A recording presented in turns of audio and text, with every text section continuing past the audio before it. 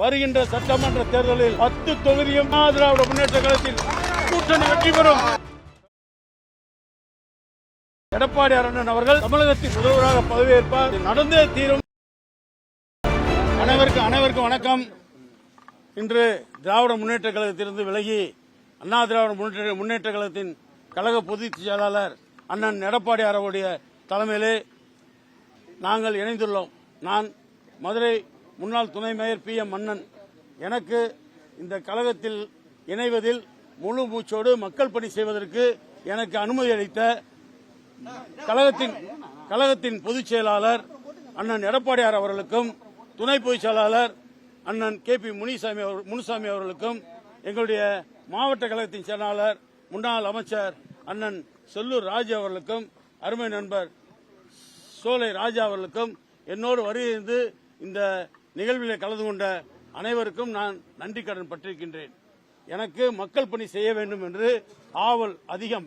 அந்த ஆவலை நிறைவேற்றிய பெருமை அண்ணன் எடப்பாடி அவர்களுக்கும் மாவட்ட கழகத்தின் செயலாளர் அண்ணன் செல்லூராஜ் அவர்களுக்கும் அந்த பெருமை சேரும்.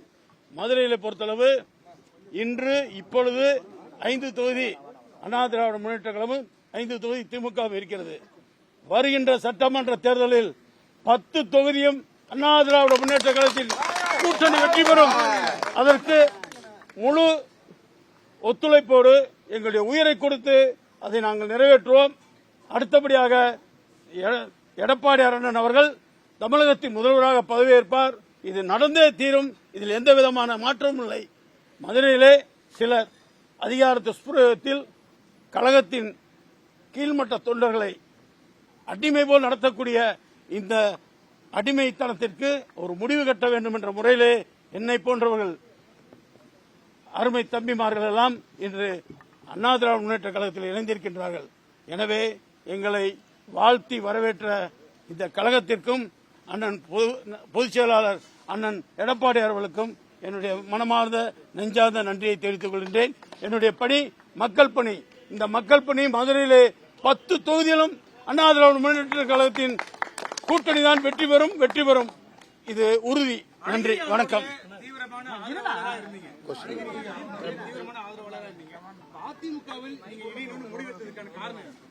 அதான் சொல்றேன், நான் மக்கள் பணி செய்வதற்கு எனக்கு திராவிட முன்னேற்ற கழகத்தில் அனுமதி மறுக்கப்பட்டது.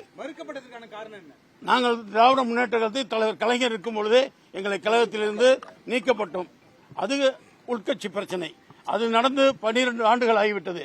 அதற்கு பின்பாக நாங்கள் எத்தனையோ முறை திராவிட முன்னேற்ற கழகத்தில் மனு அளித்து எல்லாம் கேட்டோம். ஆனால் எங்களை மக்கள் பணி செய்வதற்கு அனுமதிக்கவில்லை.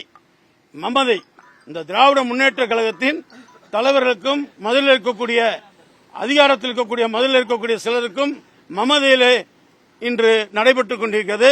அந்த மமதை வரும் தேர்தலில் என்ன என்று தெரியும். அதில் மாற்றமில்லை. வெற்றி தெரியும். அது நீங்களே சொல்லுங்க, உங்களுக்கே தெரியுமில்ல. அதான் சொல்றேன். நான் ஒரு தொண்டன். இந்த தொண்டன் மனக்குமுறலில் பேசுகிறேன். என்னை போல் லட்சக்கணக்கான தொண்டர்கள் இங்கே மனக்குமுறலோடு இருக்கின்றார்கள். அதற்கெல்லாம் ஒரு விடிவு காலமாகத்தான் இன்று எங்களுக்கு அண்ணன் எடப்பாடி அவர்கள் ஒரு வழிவகை செய்திருக்கின்றார். வாருங்கள், உங்களுக்கு மக்கள் பணி செய்ய உங்களுக்கு நான் அனுமதி அளிக்கிறேன் என்று கூறுகின்றார். எனவே அவருடைய தலைமையிலே நான் செயல்படுவேன். மதுரையை பொறுத்தளவு 10 தொகுதியும் அண்ணா திராவிட முன்னேற்ற கழகத்தின் கூட்டணி தான் வெற்றி பெறும். அதில் மாற்றமே இல்லை. ஆதரவாளர்கள் நிறைய பேர் மீண்டும் திமுக இணைஞ்சிட்டாங்க. திரு ஸ்டாலின் அவங்களெல்லாம் இணைச்சிட்டாரு. பர்டிகுலரா உங்களை மட்டும் இணைத்துக் கொள்ளாததற்கு காரணம் என்ன நினைக்கிறீங்க? அது அவங்ககிட்ட தான் கேட்கணும். அது பல காரணங்கள் இருக்கும். பலரை இணைக்கலன்னு இல்ல, இன்னும் பலர் இன்னும் நிறைய பேர் என்னோட சேர்ந்து பலரை இணைக்கவில்லை. இன்னும் வருவாங்க. நீங்க மன்னன் வந்துட்டார் மட்டும் இல்ல, மன்னனை போன்று பல உடன்பரப்புகள் வரத்தான் செய்வார்கள். இந்த தலைமையை ஏற்கத்தான் செய்வார்கள். இவர்களுக்கு பாடம் போட்டத்தான் செய்வார்கள்.